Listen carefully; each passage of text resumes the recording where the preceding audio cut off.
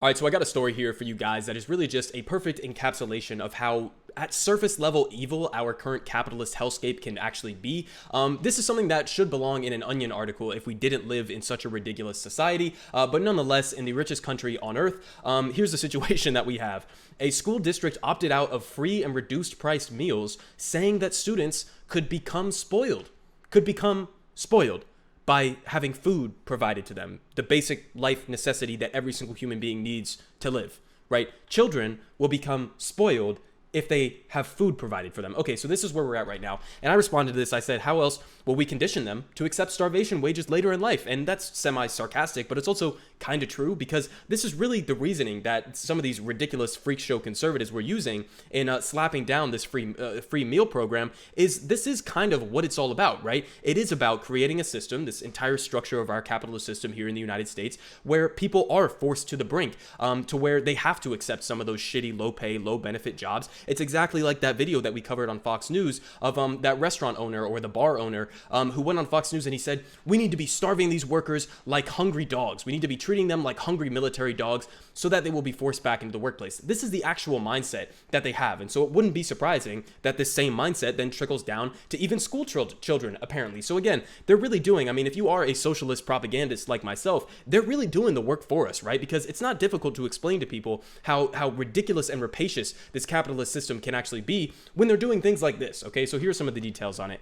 Hundreds of families and educators in Waukesha, Wisconsin are calling on the city's school board to reverse a decision it made earlier this year to opt out of a federal meal program that was introduced at the beginning of the coronavirus pandemic, offering free food to students regardless of income. And as the Washington Post reported Friday, Waukesha is the only school district in the state to reject funding for the U.S. Department of Agriculture's Seamless Summer Option Program, which was praised by economists and beneficiaries alike for destigmatizing the need for public assistance and eliminating red tape. So, like they said, this apparently is a universal program to some degree, and I am 100% in favor of universal programs across the board. They have many different benefits, one of which, like they point out there, is destigmatizing this entire process. But there are also other benefits, like this is why I support something like Medicare for all instead of Medicare for some people, is because you just get better results when you apply these programs across the board. There's less barriers of entry, so people who actually need it are not having to jump through hoops in order to try to get it. And in addition to that, it just makes the programs better in general.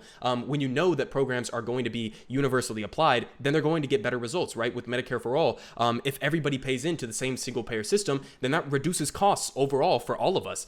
Instead of having some sort of a public option plan like what Joe Biden wants to do, if you just have a public option where the people who are actually using the most healthcare services end up choosing that public option, then that can put a lot of strain on that one system, because you're going to have the sickest people joining on the cheapest option, which would be the public option, and then that can overwhelm that system because you don't also have healthy people that are paying into the system that aren't necessarily using the healthcare in that moment. So universal programs, same with the stimulus checks. I 100% supported universal stimulus checks, universal basic income, etc. All of these programs are better off. We're all better off for it if everybody has access to these programs, not just some people. But they continue on here saying that during the 2018-2019 school year, 36% of Waukesha's 14,000 students qualified for the program, and students who live below the poverty line in the city are disproportionately Black and Latino. And the school board members stated reasoning for foregoing the universal program ranged from an alleged concern that students who use the National School Lunch Program in future years wouldn't have their applications filled out if the seamless summer option was offered to everyone this year, to a desire to, quote,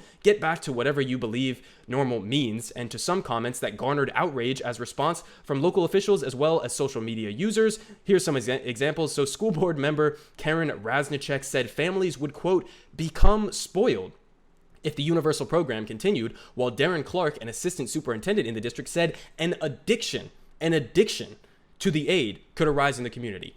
An addiction to food.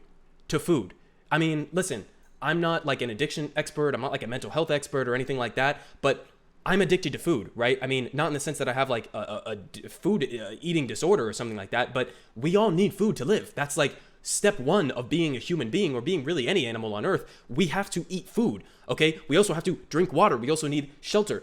We also need healthcare and education. These are some of the basic necessities that it requires to stay alive and function and live in a society. We should be supplying all of these things to children, especially, right? But to everybody in general. But this is the mindset that they have, okay? Again, this goes back to the broader point that I was making at the beginning and why I said that this was all, semi-jokingly at least, part of a broader picture of conditioning children to later accept starvation wages. There's a reason why some of the people who were on the school board who made this decision would probably end up voting for Republicans, right? Because this is the mindset that they all have. They all think, and this goes back to, again, that Fox News interview that I covered on my channel a couple weeks ago on Laura Ingram's show, where you had that bar owner, Tafferton, or whatever the fuck his name was, where he basically went on and said, we need to treat these unemployed workers like starving dogs. We need to starve them like military dogs to try to get them to go back into the workplace, right? To get them to accept some of these shitty, low pay, low benefit jobs. So that's exactly what this entire overall project is. This is how the capitalist system has been functioning for years in this country. And you see it with stories like this. It's just so surface level, despicable, and evil that it's just a complete fucking joke.